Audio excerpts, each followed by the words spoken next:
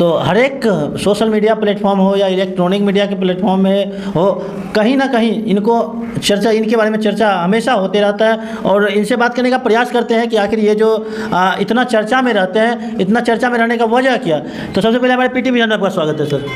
जी, मैं आपको PT Bihar news को धन्यवाद करके पुनः मतलब इंटरव्यू लेने का काम कर रहे हैं, इसलिए आपके पीटी बिहार न्यूज़ को बहुत बहुत धन्यवाद। अच्छा, क्या कहना चाहेंगे सर, अभी जो 2025 में विधानसभा का चुनाव चल रहा है, होने वाला है, क्या कहना चाहेंगे? पर मेरा यह कहना है, 75 वर्षों से हमारी देश की जनता झूठा सुन करके चुनाव के समय में लोगों को बरगलाया जाता है, वोट फिक्स रहता है, लेकिन पैसे के बल पर, शराब के बल पर लोगों को गुमराह करके वोट लालच में आके कहीं और वोट दे देती है। और यह सिर्फ चुनाव के टाइम में होता है। 4.5 साल कोई सरकारों में, किसी सरकार में आज तक 75 वर्ष में जितनी भी जिसकी भी सरकारें आई, मैं सबों की बात कर रहा हूँ, 4.5 साल सोए रहेंगे और जब वोट नज़दीक आएगा तो धराधर झूठा शिलान्यास, धराधर क्या क्या सब झूठ परोसा जाता है, कहीं कुछ सच्चाई नहीं है। जनता जहाँ थी पहले, आज भी जनता वहीं पर खड़ी है। इसका मानव विकास सूचकांक, इसको मापने का तरीका होता है हम कितना विकास किए। इसको मापने के लिए मानव विकास सूचकांक में जहां आज से 20 वर्ष पहले था, आज भी वहीं पर देश झूल रहा है। तो कैसे हम विकास किए, कैसा विकास? सिर्फ झूठ परोसा जाता है, जनता पिस रही है, न्याय का कहीं नाम नहीं है। न्याय के नाम पर कोर्ट में भीड़ चल रहा है।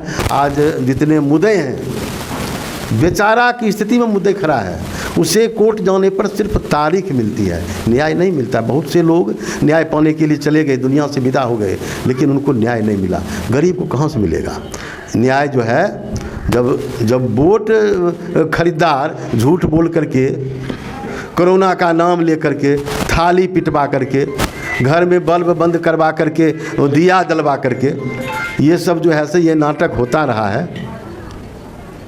तो इस हालात में क्या आप पत्रकार साहब जानना चाहते? कुछ है ही नहीं, सब झूठे है, कुछ नहीं है। सब झूठ के सिवा झूठ की खेती होती है और झूठ परोसा जाता है।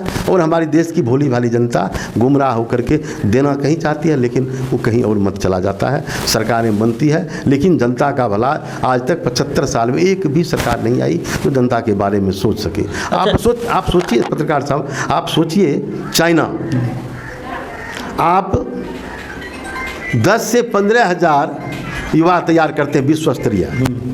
आपके पूरे भारत की बात, बिहार की बात छोड़ दीजिए, पूरे इंडिया में 10 से 15 हज़ार विश्व स्तरीय युवा तैयार होता है, जबकि आपका पड़ोसी देश चाइना है, वहाँ 10 से 15 लाख युवा तैयार होता है। कहाँ 10-15 हज़ार और कहाँ 10-15 लाख? कुछ समझ में आ रहा? बहुत का बड़ा अंतर है। खेती, किसान, क्या कहते थे हमारे पूर्वज लोग?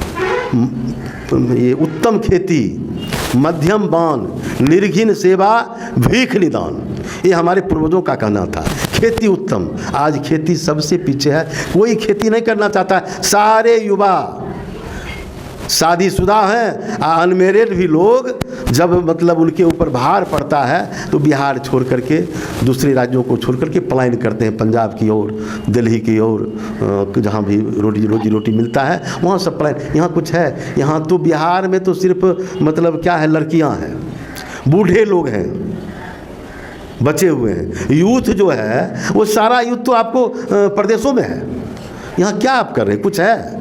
शिक्षा के नाम पर लूट हो रहा है, स्वास्थ्य के नाम पर लूट हो रहा है। जो भी योजना आप करते हैं सब लूट का अड्डा बन जाता है। कैग से पूछिए, मुझसे क्या पूछते, कैग को पूछिए। जो आपका जो ये डबल इंजन सरकार के जो लोक लुभावनी नारा है, ये पोषण ट्रैकर योजना, ये बेटी पढ़ाओ बेटी बचाओ योजना, ये आयुष्मान योजना, इसमें क्या क्या घपला हो रहा है, क्या क्या घोटाला हो रहा है, ये कैग महाराज से पूछिए, कैग से पूछिए क्या क्या रिपोर्ट प्रकाशित हुआ है। सब झूठ, सब झूठ। आप चले जाइए फिनलैंड, आप कहते हैं कितना मजबूती से आपका प्रधानमंत्री ये $5 ट्रिलियन अर्थव्यवस्था।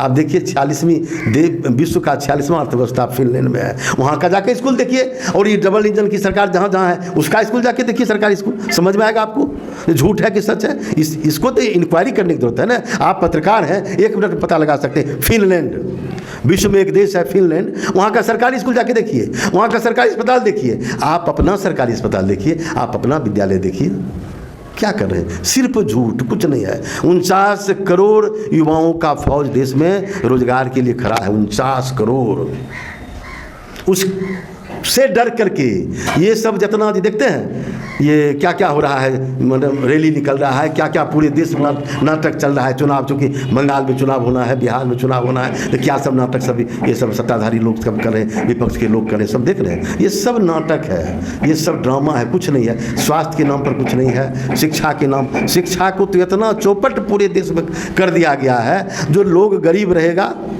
अनपढ़ रहेगा, ज्ञान नहीं होगा, तो हम इसको 4G 5G मोबाइल में फंसा करके और हम वोट लेते रहेंगे, सरकार हमारी बनती रहेगी। ये योजना है। कहाँ आप हैं? कहाँ आपका देश है? कहाँ आपका बिहार है? लेकिन आज मैं आपको बताना चाहता हूँ, घबराएं नहीं, यह 2025 परिवर्तन का वर्ष है। परिवर्तन संसार का नियम है, ये ब्रह्मांड का नियम है, इसको कोई दुनिया की ताकत हिला नहीं सकती है। ये परिवर्तन होना तय है। बहुत निकट भविष्य में परिवर्तन होने जा रहा है। जनता जनार्दन फैसला करेगी। जनता के साथ जनार्दन, जनार्दन मतलब भगवान, पंच परमेश्वर पढ़िए, समझ में आएगा आपको। जनता के साथ जनार्दन जुड़ा हुआ है। जनता जनार्दन फैसला करेगी, यूनिवर्स मदद करेगा, नया चेहरा आएगा बिहार में भी और देश में भी। देश के भी प्रधानमंत्री अच्छे बनने जा रहे हैं, बहुत ही निकट भविष्य में अच्छा लोग बनेगा। बिहार में भी नया चेहरा आएगा, जो बिहार को ऊंचाई की ओर ले जाएगा। देश ऊंचाई की ओर बढ़ेगा। देश 2025 के अंत तक पूरे विश्व को लगेगा कि भारत कहाँ जा रहा है। इसका लोग नकल करेंगे। इंतज़ार कीजिए, इंतज़ार तो करना पड़ेगा। परिवर्तन संसार का नियम है, और यह परिवर्तन का वर्ष है। परिवर्तन लाने के लिए जितने यूनिवर्स में जितने भी ग्रह गोचर हैं, सारे लोग फेवर कर रहे हैं। इस बार पूरे संसार में परिवर्तन। बिहार की बात छोड़ दीजिए, भारत की बात छोड़ दीजिए, पूरे संसार में परिवर्तन आपको देखने को मिलेगा 2032 तक। ये लगातार चलेगा, एक दिन में नहीं होना संभव है ना। एक दिन में कुछ होता है। जब 2 साल जब कोरोना भारत में आए, कोरोना पर हमने ढेर सारा लेख अपने फेसबुक पेज पर लिखा है, बहुत सारा लेख है कोरोना पर।